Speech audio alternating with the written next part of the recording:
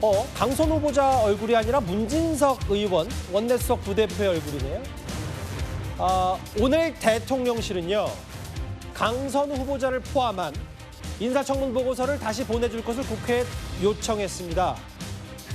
강선 후보자 만약에 장관이 되면 땡큐다.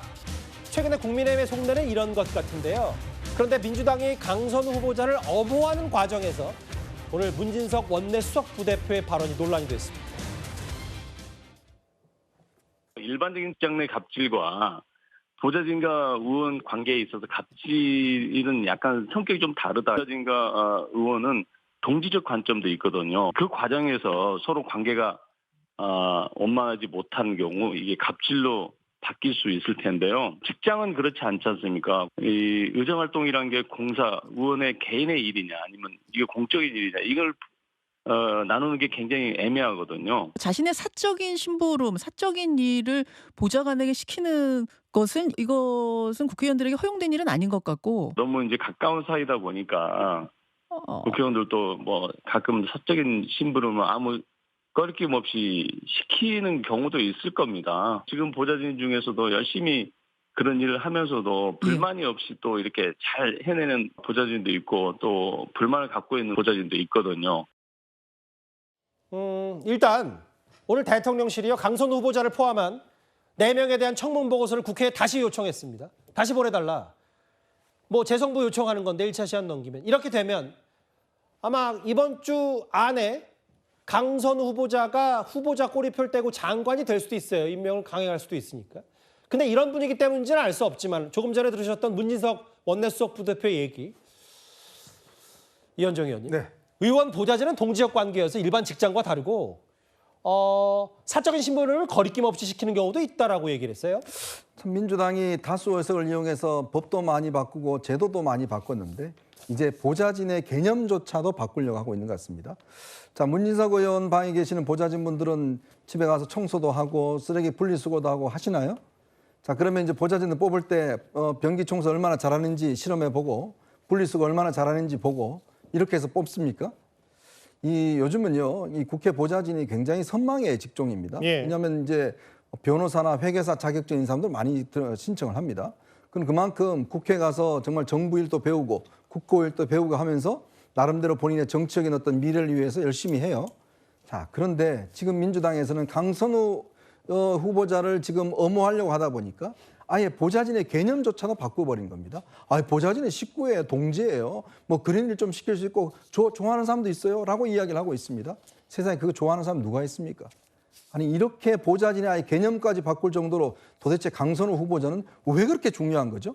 자, 제가 어제도 말씀드렸습니다만 민주당 그동안 을지로위원회라는 걸 만들어서 을의 세계, 차별 없는 세상, 갑질 없는 세상을 만들겠다고 그렇게 강조했습니다. 이재명 대통령도 그렇게 강조를 했습니다.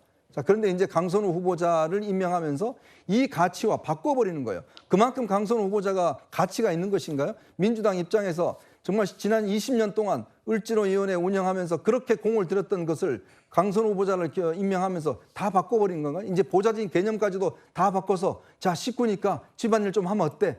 자, 문진석 의원 방에 계시는 보좌진들께서는 그러신지 모르겠습니다. 한번 여쭤보고 싶습니다. 링컨 대통령도 알코올 중독자 장군의 전권 루임에서 남북전쟁 신뢰했다. 갑질은 상대적이고 주관적인 측면이다. 이게 사실 어제까지 내용이었고요. 다음 화면을 볼게요. 이게 당에서도 비판 목소리가 나오던데 이거 글쎄요. 뭐 강행하는 건 강행하다고 하더라도 마치 보좌관이 이 사람들은 불만이 있으니까 강선 후보자에 대해서 분리수거, 변기수리 불만 없이 잘해내는 보좌진이 있다라고 얘기하는 게 상당히 논란거리거든요.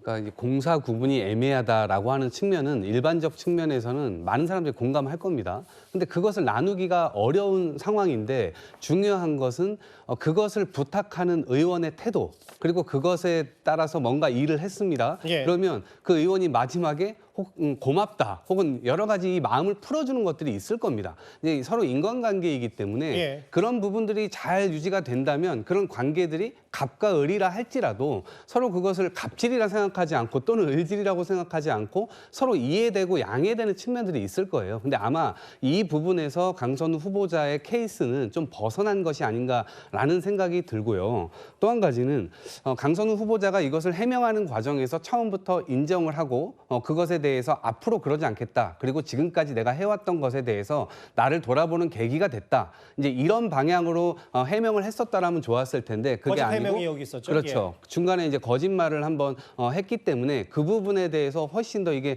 증폭된 측면들이 있습니다. 그래서 일반적으로 지금 민주당의 국회의원들이 하는 것은 적절한 해명일 수도 있으나 강선우 의원의 케이스하고 지금 이게 좀 잘 안 맞아 들어가는 예. 거예요. 그렇기 때문에 그 공분이 이제 계속 지속이 되고 있는 거라고 저는 생각을 하고요.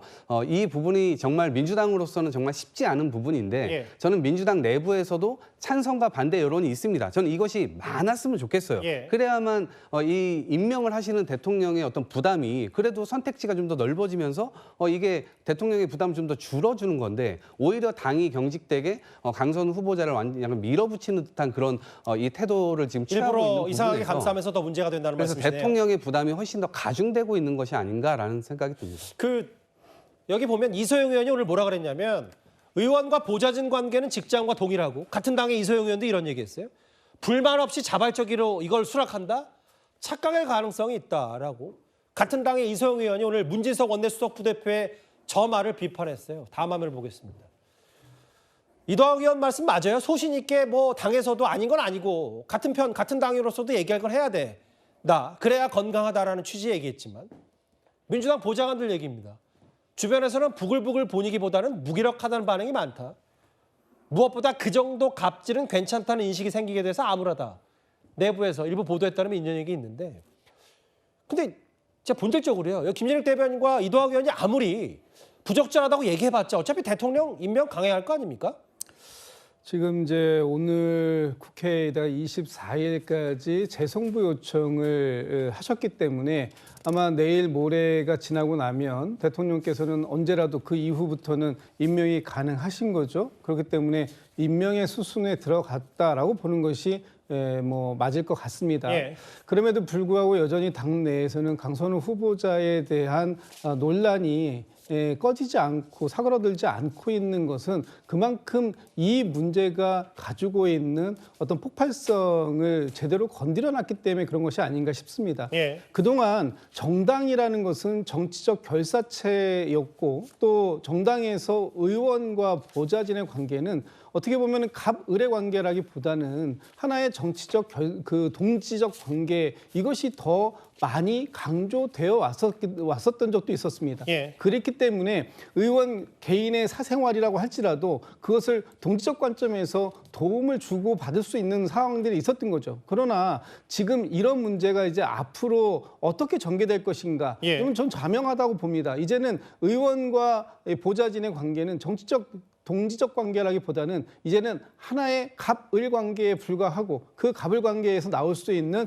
최대치가 이제 이런 상태로 굳어지는 것이 아닌가라는 그런 이제 입장들이 나오다 보니까 많은 보좌진들이 그러게요. 이 상황에 대해서 부글부글보다는 무기력감을 가질 수밖에 없는 것이 아닌가. 이제 의원과의 관계는 정말로 사적인 관계보다는 아주 공적인 관계만 남는 그런 관계로 이제 들어가는 것이 아닌가라는 측면에서 굉장히 좀 씁쓸한 그런 생각을 갖고 있습니다.